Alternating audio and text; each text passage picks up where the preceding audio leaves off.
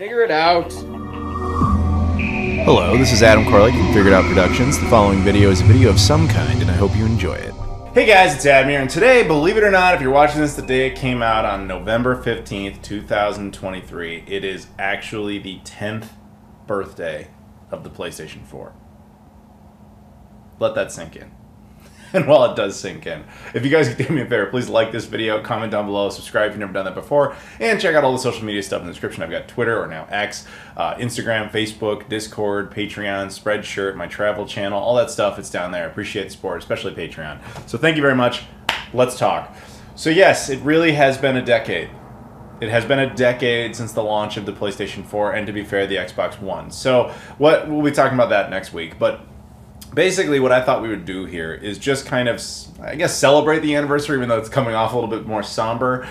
So last year, I actually did this with the Wii U. You guys know me. I like to do my console anniversaries and so on and so forth. And to be fair, I actually hadn't really planned to do it for these two systems, but then it just kind of, oh, right, that's a thing. It just kind of dawned on me, and I decided to do it. Last year, I did this with the Wii U, as I mentioned before, but that was primarily to go over the complete series of all the games, sorry, the complete collection, because I have a full Wii U set. I very much do not have a full PS4 set. I have way more games than this. I just thought eventually we'll talk about a couple of highlight games. That's about it. This is also not to be confused with an 8th gen recap. That is not what this is.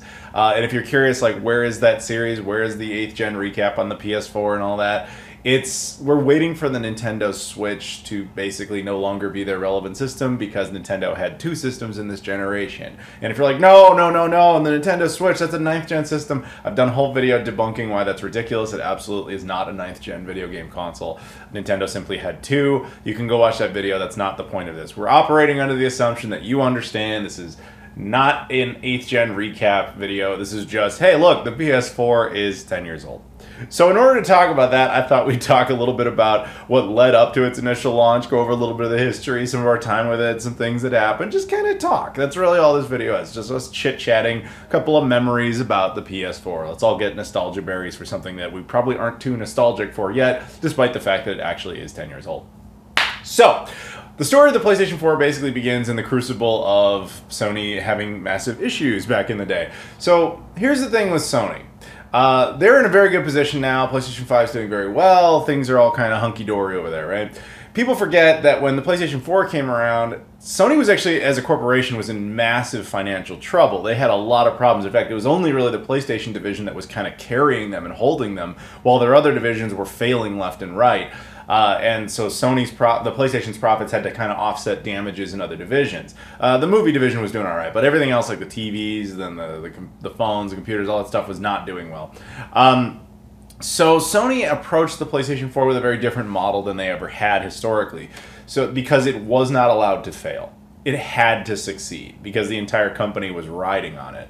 So if you don't know this, the original PlayStation, the infamous little gray dream machine, as it were, that device retailed for $299. Famously, when they announced the price, they just went up on stage and just said $299 and got a round of applause because it was $100 cheaper than the Sega Saturn. Now, everybody wondered how they were able to sell that system so cheap, and the truth is they weren't. It cost them more to make it than they were selling it for.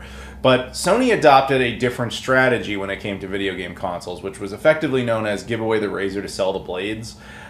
Basically, they would make an expensive machine and sell it to you for less than it cost them, because you would be like, hey, I'm getting a really good deal on this great piece of technology, this is awesome, and they would assume you would then go ahead and buy games, and that's how they would make the money. And for that to work, you had to sell a ton of games, you also had to be able to sell those games cheaply.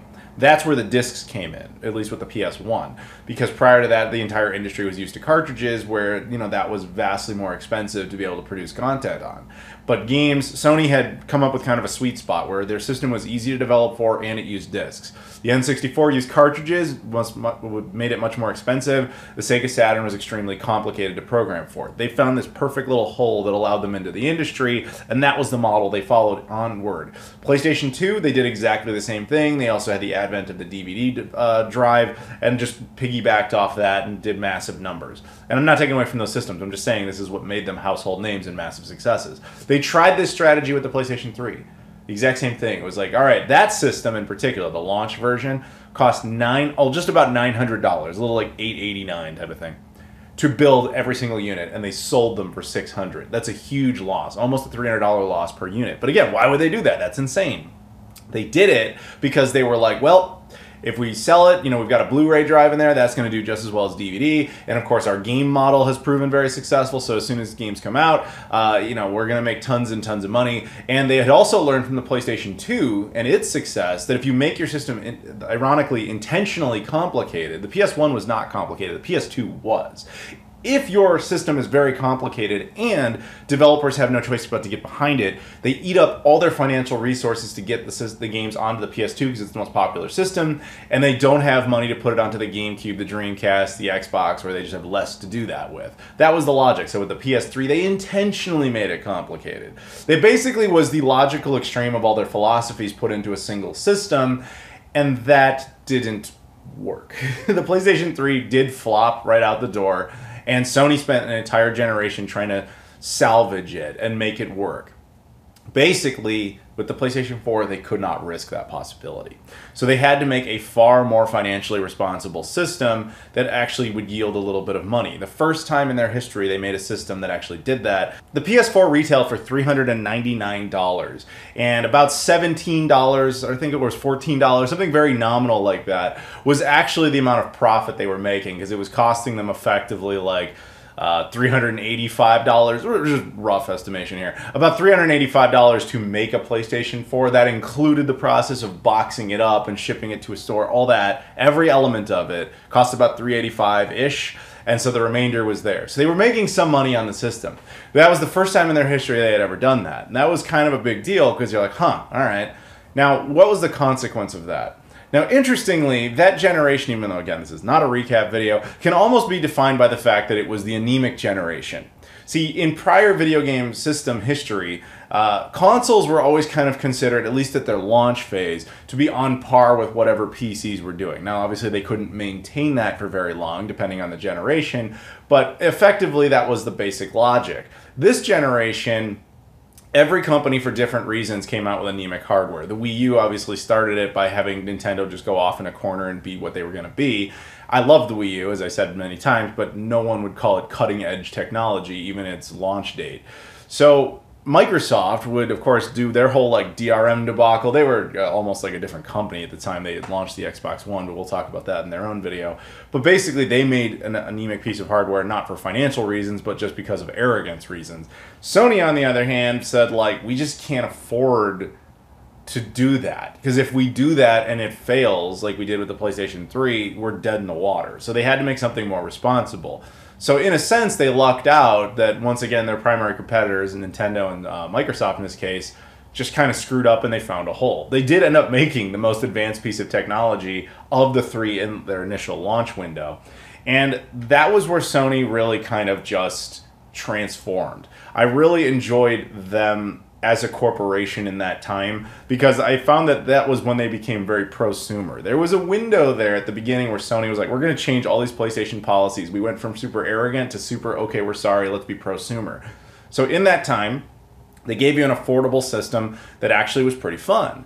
And it also opened up the door to various policies they had always kind of been silent about. Like, they became very pro-indies, and they were like, yeah, physical indies, come on in. Like, this is how limited-run games and companies like that were even allowed to exist. The idea of a low print run service was unheard of, really, prior to the PlayStation 4, because Sony said, that's fine, yeah, come on in, make your games, 2,000 copies, that's fine, we don't even care. If you want to support us, we'll support you. And they would blast out, like, hey, you know, X company is doing X little indie, and it's going to be on PlayStation. They would go around and approach devs and try to make their games happen. They would actually poll audiences and say, like, what franchises do you want back that Sony can help you with? That has eventually partially led to Shenmue III even being a thing, which, of course, you know, I got the shirt on, I'm a big fan, etc. But that was their attitude at the time, and that was a wonderful little golden age of how much we all kind of loved them at that time, because they were just being very prosumer. They kind of eventually, Xbox would be in a similar position a few years later, where they had to do the same thing. That's where they're giving away backwards compatibility and all sorts and so on and so forth. One trend you'll notice in video game history is when a company is trying to win an audience, they're very, very nice to them. But when the company's doing very well, they don't really care what you think of them. Yeah. But anyway, so the PS4 does do very well initially. And if I remember correctly, I mean, like, I did a launch video. It's 10 years old now. But I did do a video on the unboxing of this thing. I did my initial review, all that sort of stuff. And, you know, I enjoy the system. And I think it has aged relatively gracefully. I mean, it is still a supported console. There are, of course, new games that still come out for this. There's still new firmware updates. It's not exactly like dead technology here. You can argue that it is technically a retro console, though, which people don't like hearing, but I'll make the case of the following. The system is 10 years old. The system is no longer the priority of the company that made it. The system is no longer manufactured. That describes every retro game console ever. And it also describes the PlayStation 4. Now you're going to say, but they still make games for it, and they still support it. Sega still makes stuff for the Master System in Brazil, and they still officially support it. Are we calling that not retro? I'm just saying, you have to define what retro is, I guess. But that's not really the point of the video. But yeah, the PlayStation 4. So after the launch window and everything was good, you know, things were kind of good for them. And they were actually being successful, and they really did kind of save the company. But in a sense, that's when we all kind of noticed that there were problems, because the PlayStation 4 was the least guilty of the three of being anemic technology. But developers in particular were like, dude, we're making games for PC and all the consoles are really holding us back. And that was really out on display for everybody. And I remember, I'll never forget the whole like 1080p versus 720p issue with these things. When these were coming out, everybody was like, hey, 1080p games, every single game will be like that. That's next gen tech, all of them. And most games didn't actually hit that benchmark, or if they did, it was very, you know, the risk of frame rate and other issues, texture issues. Basically, everybody was kind of shocked at how technologically incompetent the systems were. So every one of the companies eventually would address that on their own way. You know, even though I do love the original design of this thing, I think it's a very neat system, it was anemic out of the gate. And it's not just Sony that did that, obviously Microsoft and Nintendo did as well. So I find it funny that only a few years in, they all kind of followed suit. So in November of 2016, Sony themselves was actually the first ones to address it. And they did something that was effectively unprecedented in video game history, basically. They released the PS4 Pro. Now that's what this machine over here is. The PS4 Pro was an upgraded version of the system that would address a lot of the technological restraints that had happened in the original model of the PlayStation 4, making it more capable of doing X, Y, and Z textures and, you know, higher resolutions and more consistent frame rates. And if the games were made, you know, patched for it, then pre-existing PlayStation 4 software would be able to take advantage of the new beefier hardware, which was, of course, a nice thing. Now, as I said, basically unprecedented. This only really happened like 3 times in history. The new 3DS, going from the 3DS, where Nintendo put a little extra capability in there, is like the most obvious example. And the only other two you can even kind of make a case for, and this is both are best debatable, was the Game Boy Color, which Nintendo kind of claims is just an upgraded Game Boy, but then a lot of people go, no, it's kind of its own thing. And then the same goes for the NEC Super graphics, which I myself did a video where I was like, I don't really know if this counts as a whole different console or if it is an upgrade. It was intended to be a different console, and then kind of like retroactively, like, no, it was just the weird upgrade version, but it's only temporary. So it doesn't really matter. But yeah, this set the precedent for the concept of mid-gen refresh cycles, which is now kind of what we refer to it as. And basically, effectively, this was the first real one to set that precedent. However, it is funny because everybody still thinks this is going to be like a regular thing. Now, there might be a PS5 Pro, and possibly by the time you see this video, that actually has been announced, although I kind of doubt it. But it's just kind of interesting that this really only happened one time, and now people think of it as a standard when they don't really understand the circumstances of what led to it. But anyway, now only a few months later, March of 2017, Nintendo kind of addressed it their way by dropping the Wii U and replacing it with the Nintendo Switch, which was a completely different system, but at the same time was effectively what they were doing to upgrade their tech, is just say, no more Wii U, we're doing this instead. And then the same year, in 2017, November of 2017, Microsoft released the Xbox One X, which is also kind of interesting because Microsoft started off with the inferior piece of tech as opposed to the PlayStation, but by the end of it, they had the more capable machine because it was a weird generation. But that's just kind of an overall look at it. The PlayStation 4 in particular, though, Honestly, I think that this is a great machine, and I think it's really cool once you like upgrade it. You can put an SSD in it, and you just like this is. I mean, until the PlayStation 5 came along, this really was the best way to handle PlayStation 4 experiences, and they were a lot of fun. You know, I had a lot of good memories and times playing the system, and I think that what's interesting to me is not so much the system itself, but kind of the corporate side of it behind it, and the attitude Sony had for the only time in their career was to have a prosumer system. Now, you can make the case that the PS1 kind of was initially, but once they saw such juggernaut success, their attitude changed, hence the PlayStation 2. They could make these intentionally, what normally would be bad decisions, because they could basically, you know, they had developers in a vice grip and said, like, you have to make games for the PS2 because it's going to be the most successful thing, and they were right, and they got punished for that with the PlayStation 3. PS4 was the only time they were truly like, we need you, so what can we do to make you happy? I've never seen them do that before. PS5, they haven't had to do that either, but for different reasons. So that's what to me is the most fascinating about the PlayStation 4, and it's kind of its legacy, which I know is weird to say because a lot of people are like, dude, it's still a relevant system. Like, I still play it. Yeah, that's fine, but like, it is 10 years old, which is kind of mind-blowing. It makes you feel really, really, really, really old. But yeah, you can actually watch my journey with it too on the history of this channel, because I had a whole bunch of videos talking about it every year and all that.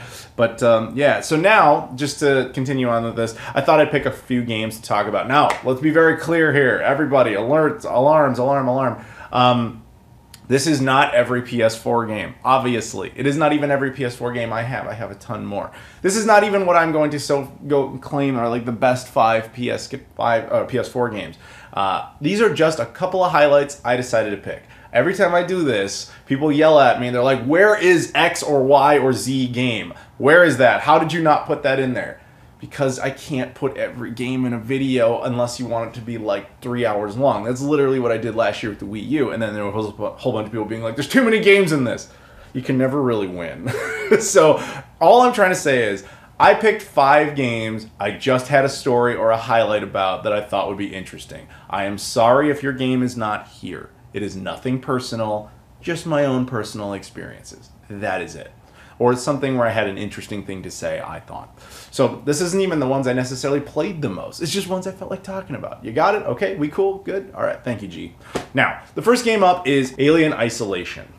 Now, this game was a lot of fun. I actually didn't have much expectation when this first came out. This was a very early title. I think it was almost a launch title, if not a launch title, if memory serves. And, you know, I thought, Sega made an Aliens game? That didn't work out too well for Colonial Marines, but anyway, or Colonial Marines, whatever it was. But I kind of figured, incorrectly, when I first went into this, that it was going to be like just a shoot 'em up type of game. Not a shoot 'em up, but like a first-person shooter type of game where you're going up against aliens. That's kind of what I expected.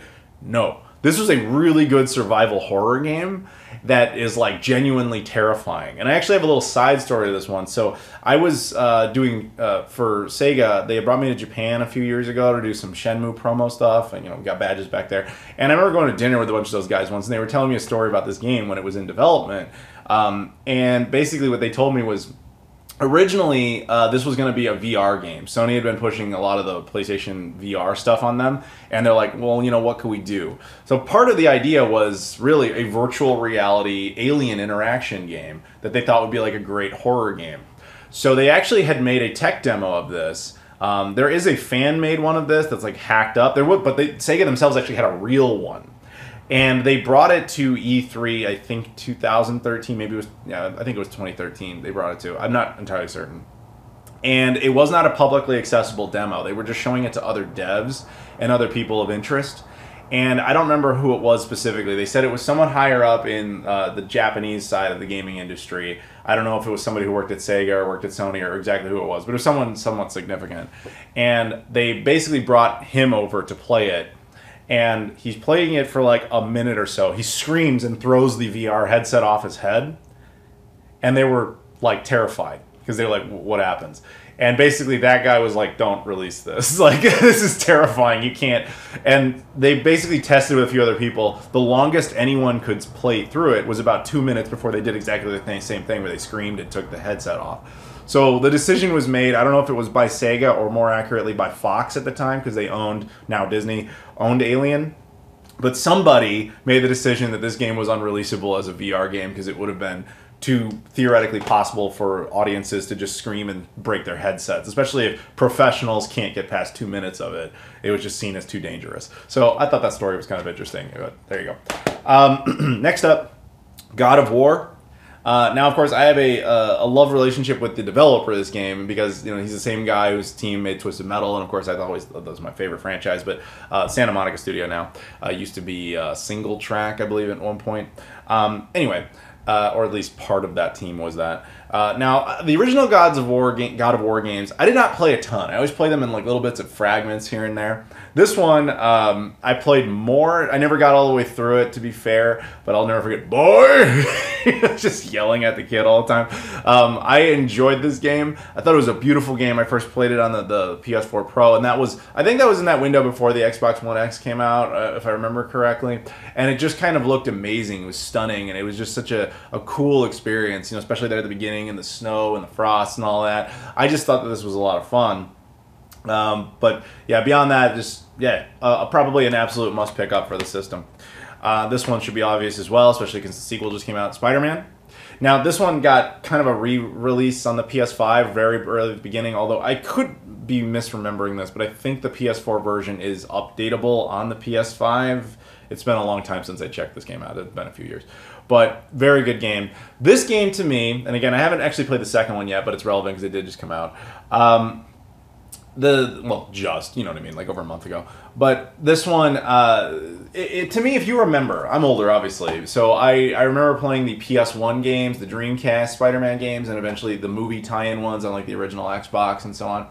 And I've tried to revisit some of those because I loved them in the day, and they just, obviously they don't look the way my memory wants to believe that they do, no matter what you do to them.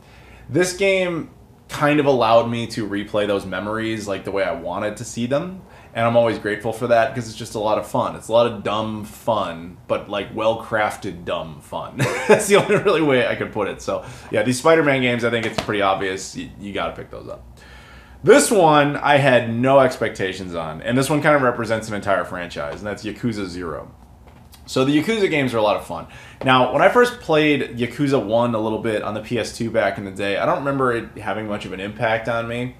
So I kind of like left the franchise because everybody was telling me, oh, you love Shenmue, you'll love Yakuza. But they're really very different things, and they really shouldn't be compared to each other too much. The only reason they really are is they're like Japanese life simulators that are made by Sega, and that's kind of the extent of where the similarities end.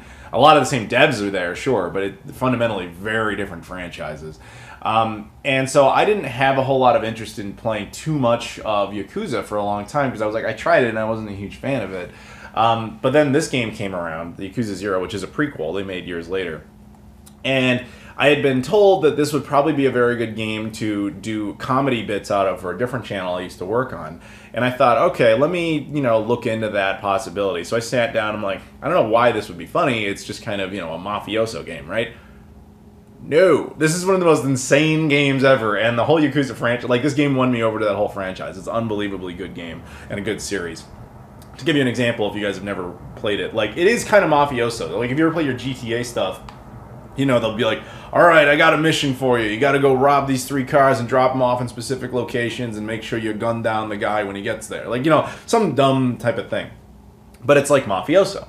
This one is like, okay, you're walking down the street and this guy will approach you and be like, hey, I think my girlfriend might be cheating on me. Can you go prove if she is or not? And then you go and you find out she's just like selling her underwear.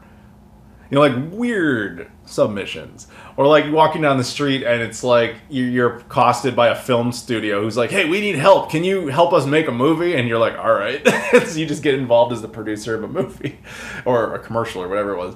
And point is, these games are absurd and they're a lot of fun. And this is just representative of the whole series. And the one that's got to be the most obvious and personal to me, as mentioned before, Shenmue III. Now, this is also standing in for the Shenmue 1 and 2 re-release, which I was personally involved in, and Shenmue 3 to an extent. Now, Shenmue 3, now, I know a lot of people didn't like it, and that's fine. I don't understand why exactly. Like, I did a whole video on it. Like, I don't usually do entire game reviews. I did a game review of this because it meant so much to me that this game actually existed. And I can never thank Sony enough for their involvement in this. I mean, their willingness to share the stage with Yu Suzuki to promote the Kickstarter and all that. They had an involvement in the publication deal. I believe they dropped their involvement. Ultimately, they didn't give any money to the project necessarily, but I believe that they allowed for free publication of the discs and all that, which is not nothing. It helps to make an indie game possible. Although I don't 100% on that. But they did help facilitate and get the ball rolling on the franchise to resume. Now, I will always be grateful to them for that because I've always wanted to see what the next chapter of the series was going to be. And I loved it. I thought it was more unapologetically more Shenmue. It's like, if you love Shenmue, this is just like literally the next bit. Now, the issues I had with it, which I made clear in my video, there was a couple of gameplay mechanics, particularly the food mechanic, I thought did not need to be there. I thought that was bad.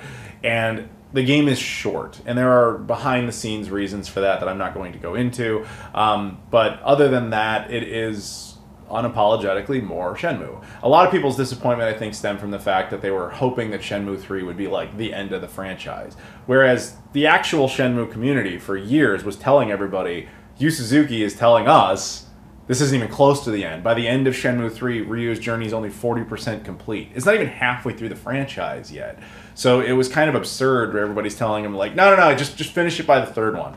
That was unrealistic. The game would still be in development. It would be like a 40-hour game, or hell, probably a lot more now. I mean, like a 100-hour game minimum to be able to do that. And it was just, no. I am glad that we got this. I am hoping for a fourth one, of course. I was not disappointed other than the food mechanic. I do think that was bad. And then, of course, it should have been longer. And again, there's behind-the-scenes reasons for that. But I'm very happy that we got this. And I love that this game actually has not only patches for PS4 Pro, it actually has a patch specifically for the PS5 to, I believe, 60 FPS, a patch and everything, which is nice. So, yeah. That one's more of a personal story to me, but I know there's gonna be someone in the comments, how could that be one of your top 5 games? The game sucks. First of all, not top 5 games, and second of all, I don't think it sucks. And I've explained myself as to why. A good argument against that wouldn't be, well, it sucks. YouTube comment sections, what can I say? Except for you guys are obviously smart, but there's always like one or two like riffraff in there where you just go like, please get a better argument. Anyway, so I just thought it would be fun to revisit the PlayStation 4, go down memory lane a little bit, and just celebrate the fact that it is 10 years old. So I hope you guys I hope you enjoyed this, and I hope you'll stick it out for the next one. In a week or so, we're going to do the Xbox One and its 10th birthday. Go back down memory lane a little bit, talk about some highlights, etc. As for futures, I don't usually do futures for recaps like this, but this isn't even a recap, you know what I mean, memory lane stuff. At this point in time, the PS4 is winding down. It is still officially supported. There are still new titles that come out for it. And I'm sure you'll have a few more years of stuff coming. And the PlayStation stuff in particular tends to have very long-lasting like lifespans as far as new releases, even if it only ends up being like sports titles. So I would imagine we have quite a few years of that still in front of us. But as far as its glory days, I am sad to say they are over. But enjoy it while you can and still play it and have a good time. Play your PS4 today. Have a good time with it. Thank you very much for watching. Please like this video, comment down below, subscribe if you haven't done that before, and check out all the social media stuff. I got Twitter, Instagram, Facebook, Discord, Patreon, Spreadshirt, my travel channel. I appreciate the support on all those platforms. Thank you so much for watching, and I'll see you all later.